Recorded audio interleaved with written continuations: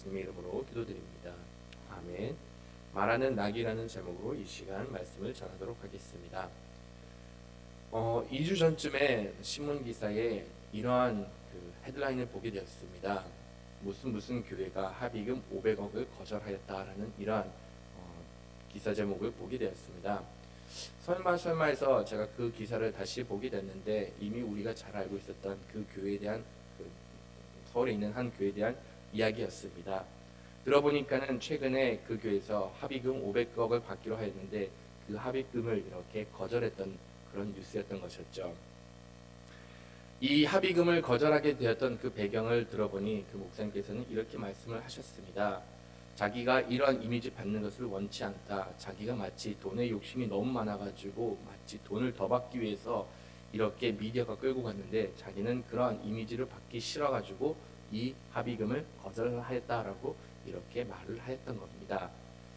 저는 그 기사 글을 읽으면서 솔직히 그 목사님께서 하시는 말씀에 그렇게 신뢰가 가지가 않더라고요.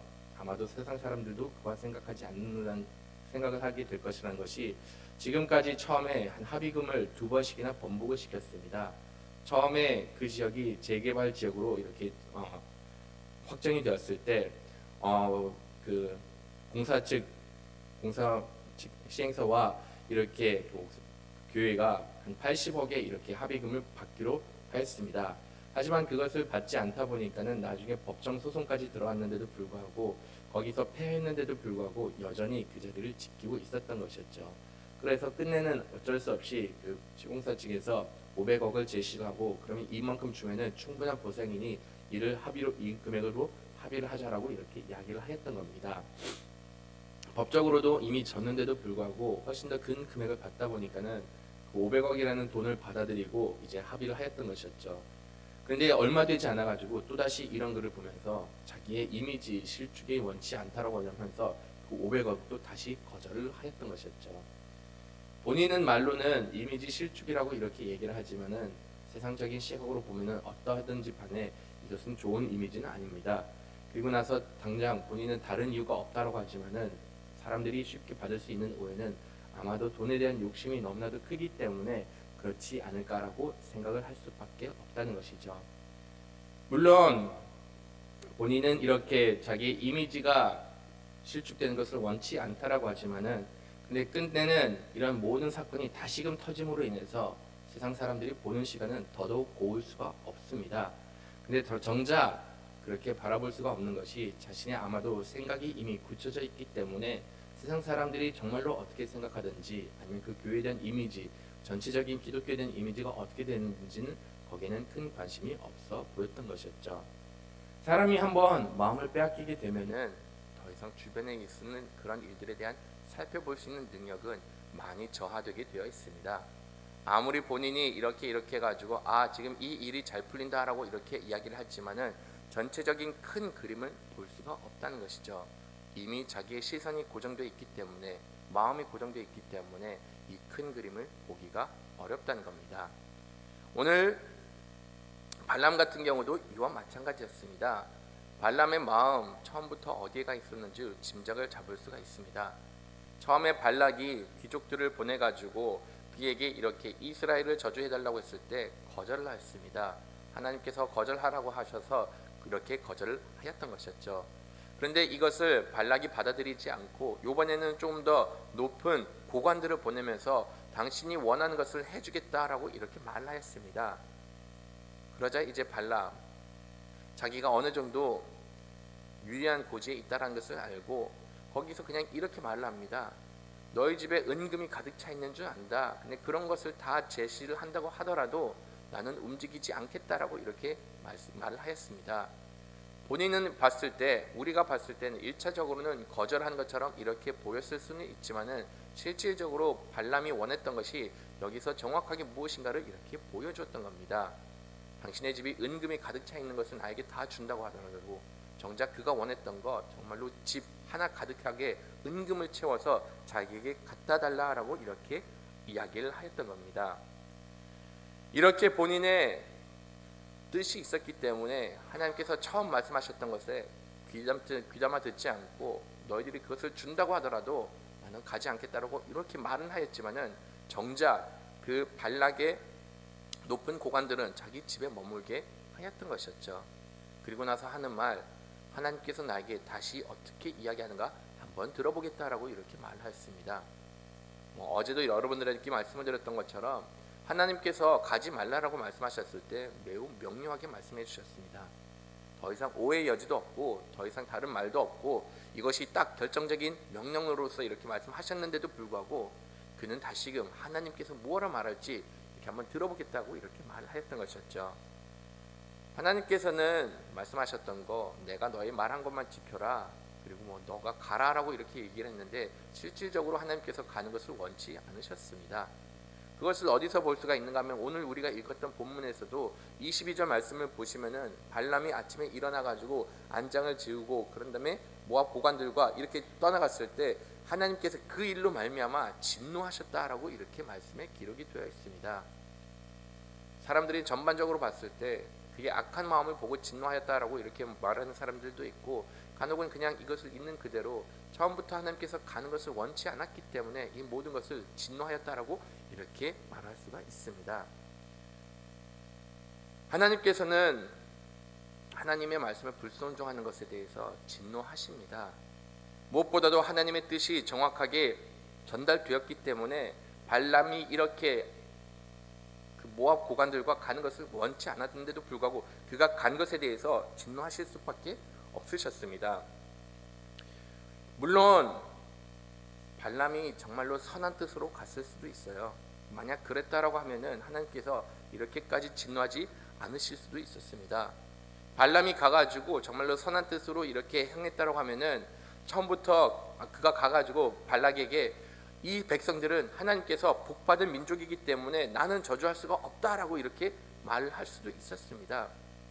하지만 그의 의도는 처음부터 끝까지 선하지 않았기 때문에 자기가 이 상황을 이용을 해가지고 최대한의 자기의 욕심을 채우려고 하였기 때문에 하나님께서는 그 길을 진노하셨던 것이었죠.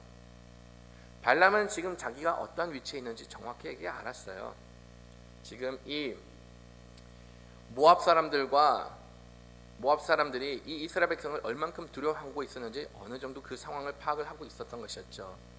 모압 같은 경우는 아몰이랑 항상 이렇게 적대적인 관계였고 그들과 이렇게 전쟁을 치르면서 비등비등한 이렇게 실력으로 서로를 겨우겨우 견제할 수가 있었는데 막상 들어보니 이 이스라엘이라는 사람들이 아모리 족속을 완전히 멸살시켜버리고 그런 다음에 이제는 모압 사람들에게 위협이 되다 보니까는 이 길을 이기는 것, 이 모압 사람들이 절대적인 위기라는 것을 알았기 때문에 그 위기를 악용을 해가지고 자기가 얻을 수 있는 유익을 최대한 얻어내려고 하였던 그런 마음을 품고 있었던 것이었죠. 하나님의 백성을 저주하면서 그런 다음에 사람들의 약점을 악용하면서 이렇게 자기의 유익을 채우려고 이렇게 이 발락을 찾아가려고 하였던 계획을 세운 것입니다. 이 발람의 마음에 대해서는 베드로후서에서 잘 기록이 되어 있는데 베드로후서 2장 15절하고 16절에 이렇게 기록이 되어 있습니다.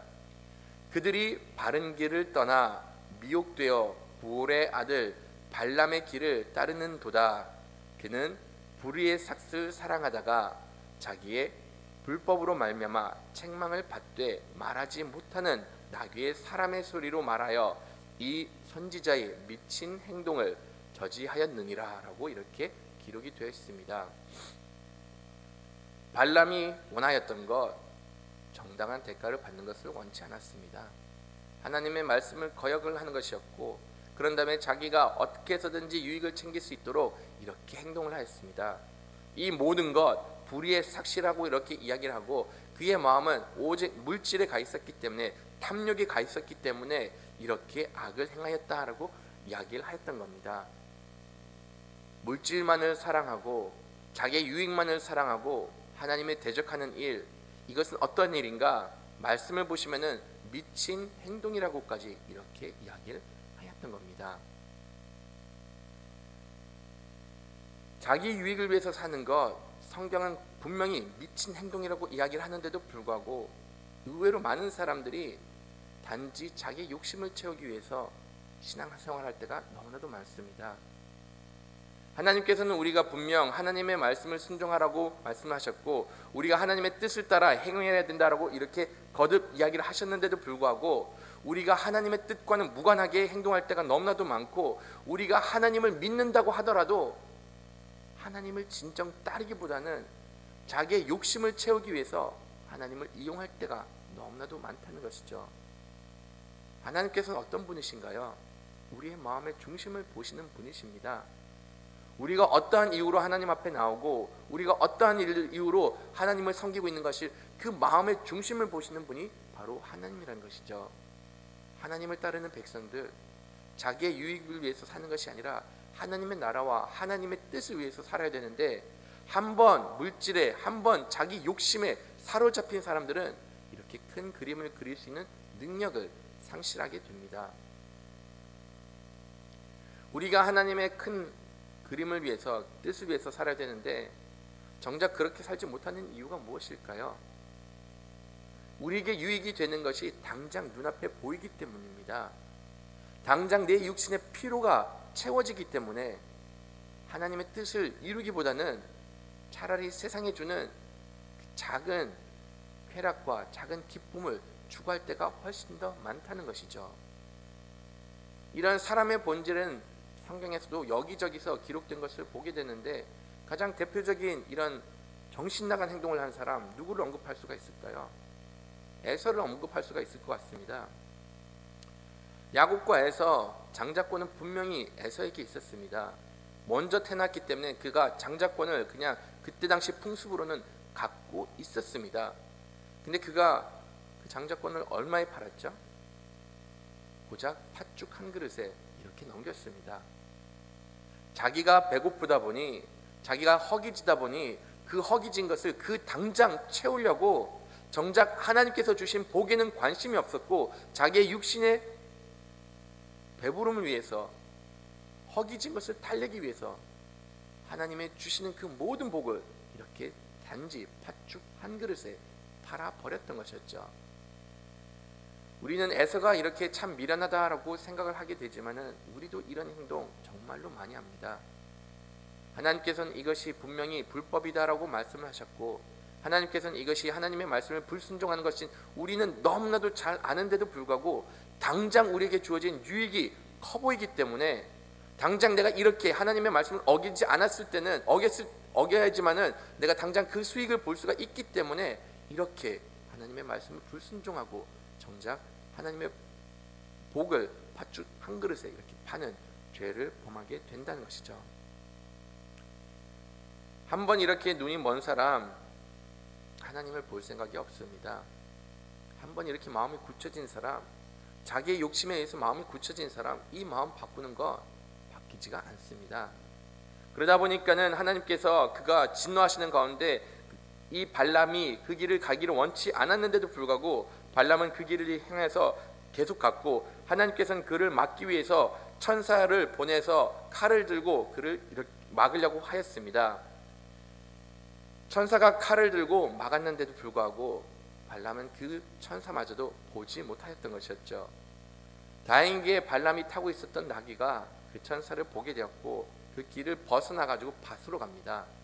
하지만 이때 밭으로 갔을 때 발람이 이 나귀가 왜 갑자기 밭으로 가냐라고 이렇게 받아들이지 않아가지고 그 나귀를 채찍으로 치기 시작합니다. 어쩔 수 없이 채찍을 맞는 이 나귀 다시금 길로 가게 되었는데 그 길 마침 포도밭에 이렇게 지나가고 포도밭 담벼락이 있었는데 거기서 또 다시 천사가 이렇게 거기서 또 천사가 가로막다 보니 가지 않도록 하기 위해서 나귀는 벽 쪽으로 이렇게 붙으면서 발람의 다리가 이렇게 벽에 끼도록 만들면서 앞으로 가지 않기를 원하였습니다. 이렇게 나귀가 막았는데도 불구하고 발람은 여전히 이 사실을 깨닫지 못하고 또다시 채찍으로 치면서 이렇게 천사가 있는 방향으로 계속 전진해 나갔던 것이었죠. 끝내는 더 이상 피할 길도 없고 막을 길이 없다 보니까는 이 낙이 그냥 발람 앞에서 이렇게 엎드러지면서 더 이상 자기는 못 가겠다라고 이렇게 시위를 하였는데 그것마저도 깨닫지 못하고 발람은 거기서 몽둥이를 들고 막 나귀를 때리면서 그가 앞으로 가도록 다시금 자기를 태우고 발락에게 갈 수 있도록 이렇게 계속 재촉을 하였습니다.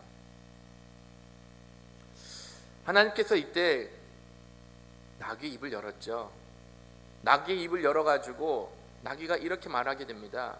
당신이 왜 나를 이렇게 때리느냐? 지금까지 내가 당신의 말을 지금 왜 나를 이렇게 때리느냐라고 이렇게 얘기를 했을 때 발람은 했던 말, 너가 내 말을 듣지 않기 때문에 내가 너를 때린다라고 이렇게 이야기를 했습니다. 저는 여기서 그냥 되게 놀랍다는 생각이 듭니다. 지금 나귀가 이야기를 하였어요. 여러분들이라면 그럼 어떻게 반응하시겠나요? 나귀가 지금 왜 나를 때려라고 이렇게 얘기를 하면은, 일반적인 사람이면은 아니 나귀가 말을 했네라고 눈이 그냥 휘둥그레져 가지고 그 사실을 놀라 가지고 아무것도 못하고 너 어떻게 말을 할 수가 있냐라고 놀라는 것이 지극히 당연합니다. 근데 이 발람이라는 사람은 더 놀랍게도 나귀가 말을 하는데도 불구하고 그냥 나귀와 이렇게 대화를 나누었던 것이었죠.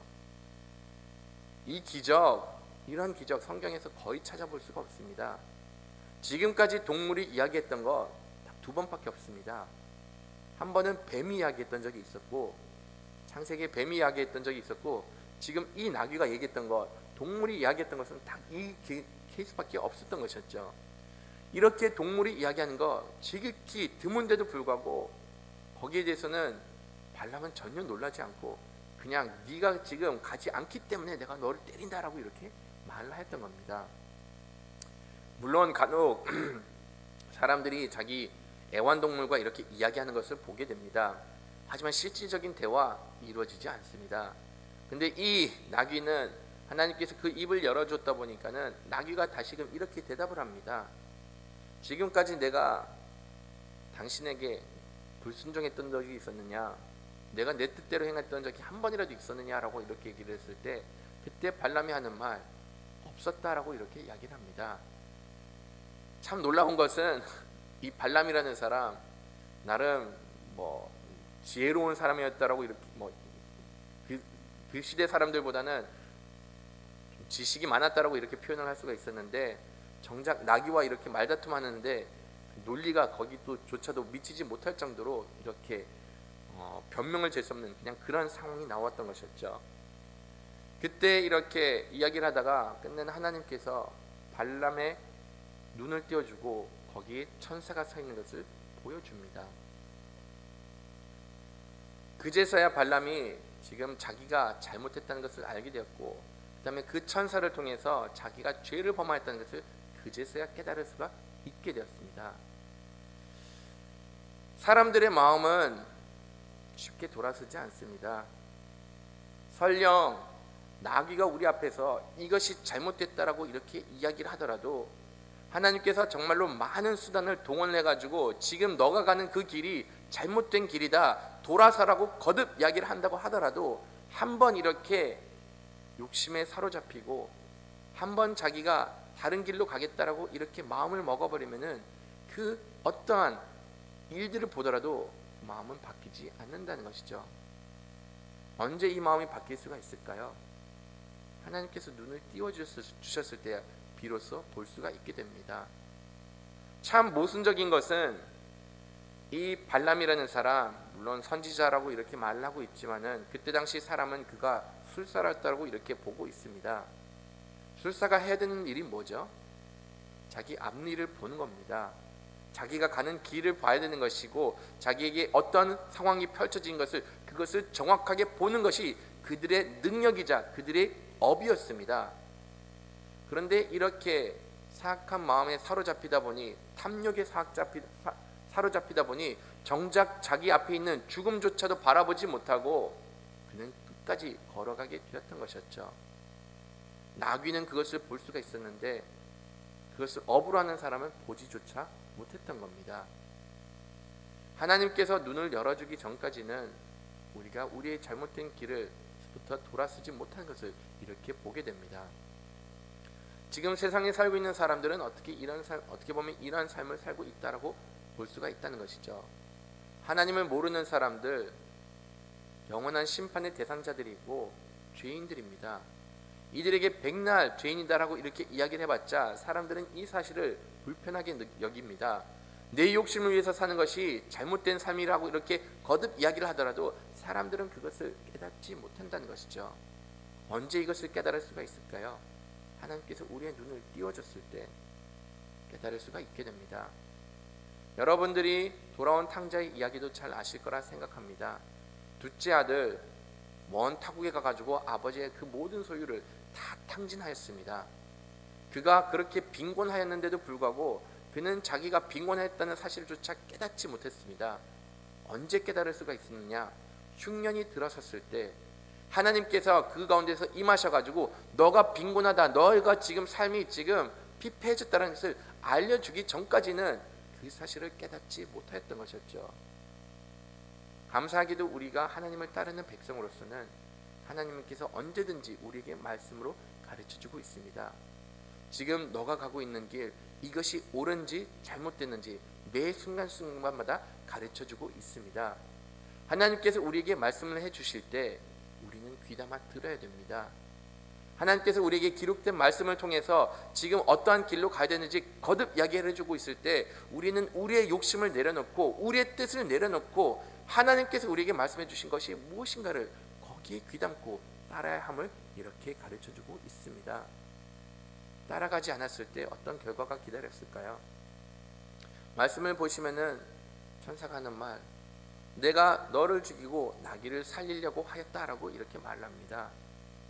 참 웃긴 것은 발람이 그 나귀에게 했던 말, 너가 나의 말을 따르지 않았기 때문에 내가 만약 내 손에 칼이 있었다라고 하면은 내가 너를 쳐 죽이겠다라고 이렇게 말했습니다.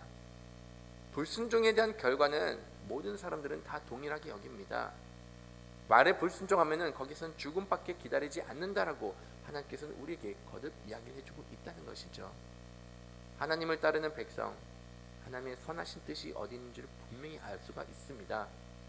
그럼 우리가 해야 될 것, 나의 욕심과 나의 유익을 위해서 사는 것이 아니라 하나님의 뜻을 이루기 위해서 하나님의 말씀하는 순종을 살기를 원하고 계심을 가르쳐 주셨습니다. 오늘 우리가 하나님을 위해서 살아갈 때 정말로 하나님께서 말씀하신 대로 하나님의 뜻을 전하는 여러분들이 되기를 간절히 바라겠습니다. 다 같이 주기도문 예배를 마치도록 하겠습니다. 하늘에 계신 우리 아버지여, 이름이 거룩히